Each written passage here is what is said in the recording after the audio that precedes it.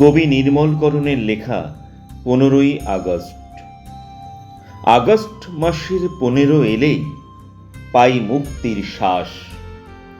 স্বাধীন হয়েছে এদিন ভারত, বাঁধ ভাঙা উচ্ছ্বাস।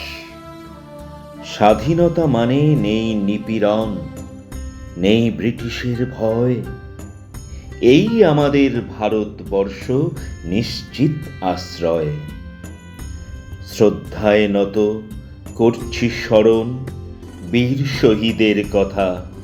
তাঁদেরই ত্যাগের বিনিময়ে জানি আমাদের স্বাধীনতা। ভারত আমার ভারতবর্ষ, বেজে ওঠে যেই গান, সে গানের সুরে দুলে ওঠে মন, আনন্দ অফুরান।